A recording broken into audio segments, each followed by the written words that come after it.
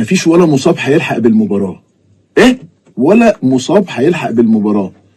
تقصد مين يعني؟ اقصد ديانج، واقصد ياسر ابراهيم، واقصد مروان عطيه، واقصد امام عاشور، واقصد حسين الشحات. ولا مصاب. حتى بيرسي تاو مش مصاب. ايه؟ مش مصاب. بيرسي تاو قصته باختصار شديد جدا. يمكن هو انا قلت لكم بيرسي عنده مشكله في حياته. بيرسي لا بيحب يتغير ولا بيحب يقعد احتياطي. ومفيش لعيب ما بيتغيرش حتى لو بيزعل.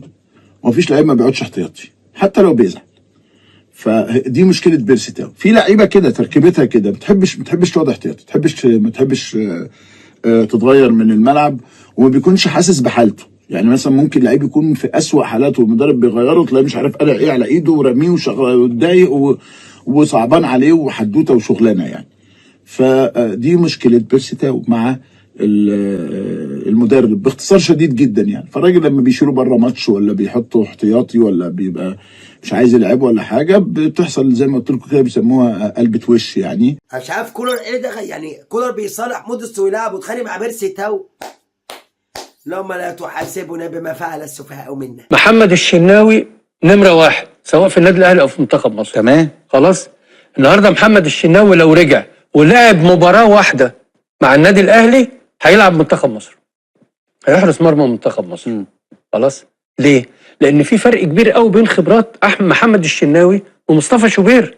وده وضع طبيعي جدا. على ايامنا لما كنت انا موجود، والله يرحمه ثابت البطل واحمد شوبير، لما كنت انا بتعور وثابت بيتعور كان شوبير بيلعب. لما بنرجع من الاصابه بنرجع تاني. فده وضع طبيعي لان محمد الشناوي نمره واحد. ماشي. فالنهارده لو بقول لك لو رجع ولعب مباراه واحده لازم هيلعب يحرس منتخب مصر. تعرف ده تصنيف ايه يا كابتن اكرامي؟ ان تصنيف ان الشناوي جون النادي الاهلي رقم واحد. في يعني بره في اوروبا لو جون رقم واحد اتعور او غاب او هيمشي، رقم اتنين مش هو اللي بيبقى رقم واحد. ما ينفعش، مش هو اللي هيكمل بقيه الموسم. بيجيبوا جون تاني رقم واحد. فهنا انت رقم واحد هو الشناوي، هيغيب شويه للاصابه، هو هيرجع تاني رقم واحد. بس هيحصل ايه بقى؟ الاول كان رقم واحد من غير منافس. انت جايب محمد عبد المنصف يتكلم عن حراسه المرمى؟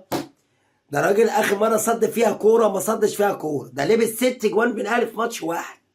الرحمه من عندك يا رب.